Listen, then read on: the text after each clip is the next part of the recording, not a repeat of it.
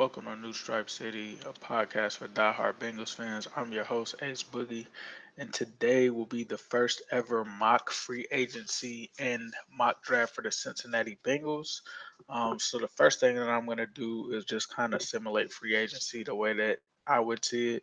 Before I get into that, make sure you guys get anyone you know to subscribe. As you guys have probably heard, YouTube is changing their rules.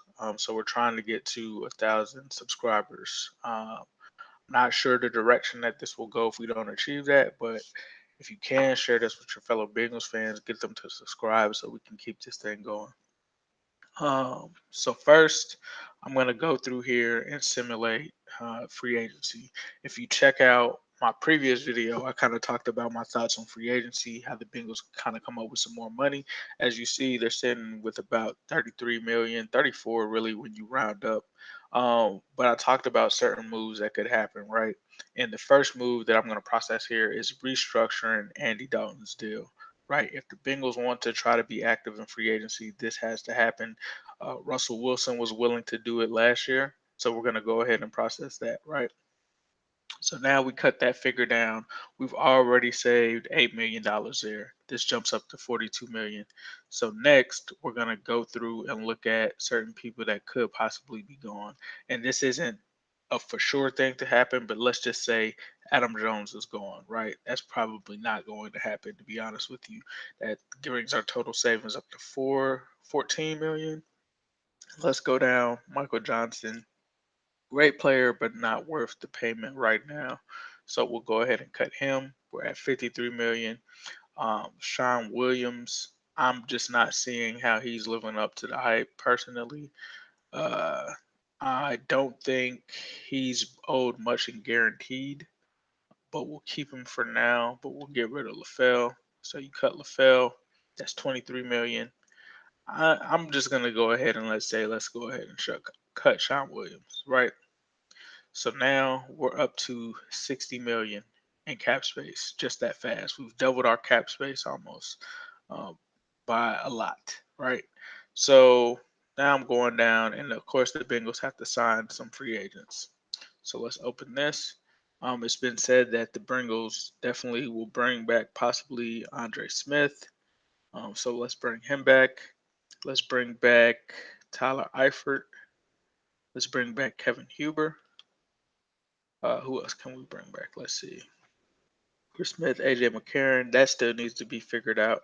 I think that they'll try to bring back Chris Smith, according to one of my sources.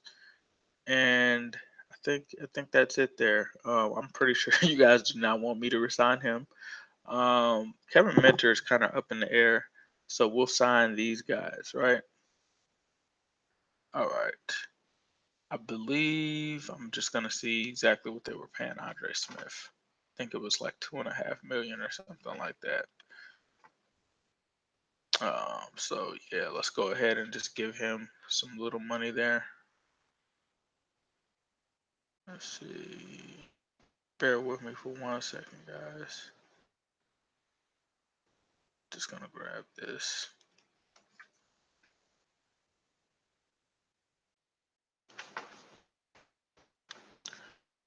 Change this. We'll just change this. I think it was actually 3 million. So 3 million for Andre Smith. Tyler Eifert is a tough one. Let's just say that he's gonna get. I think he could possibly get up to 10 million, but I think with the guarantees, we're just gonna keep it on the safe side of things and let's go with 7 million. Huber, we'll go with another 3 million. For Smith, that's gonna be a tough one, but let's say that he gets that money. So we'll put that there. So altogether, let's see what we have here. So 7 plus 3 plus 5. Whoops. 5. So it looks like 18 million there. Okay, so 42 minus 18. We have about $4 million left there. And I mean, that's not to say that it could be that. But then you could also bring in another guy like Nate Solder, depending on whatever they try to do. That would at least give them or free them up the money to try to do that. If not, they don't have to bring all of these guys back. Tyler Eifert, I don't think it's a lock. If not, then you could spend some of that money um, to bring in a free agent, whether it's Nate Solder, whether it's anyone else, whether it's a new safety. So that would be the way that the Bengals could go ahead and bring that money in. That's a big difference right there, right? So let's start with our mock draft. Flashing forward, I think with the first pick in the draft, you have to go with Derwin James. And shout out to Model Highlights for this video.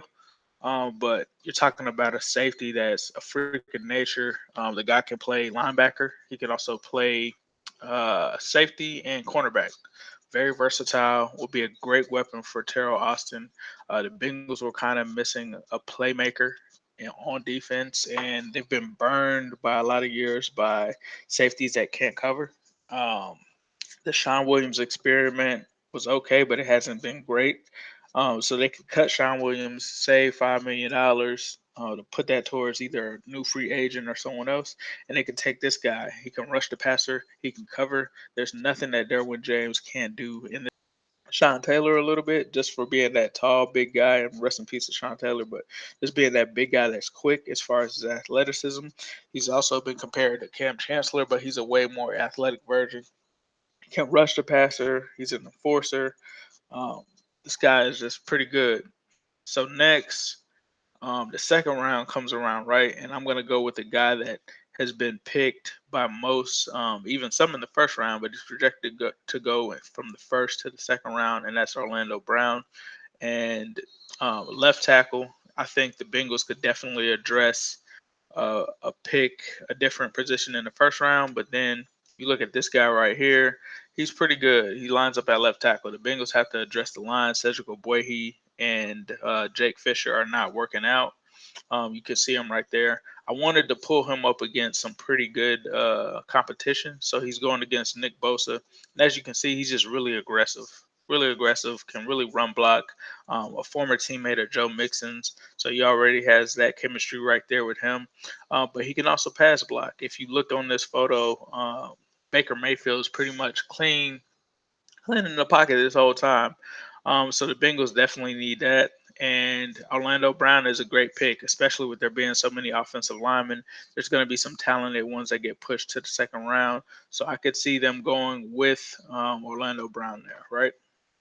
So then that brings me to the third round with another need, huge need that the Bengals have to go, and that's going to be linebacker Malik Jefferson out of Texas. Very athletic guy, as you can see right there. Goes in on a blitz, which we didn't really see much out of Paul Gunther's defense, but this guy can blitz.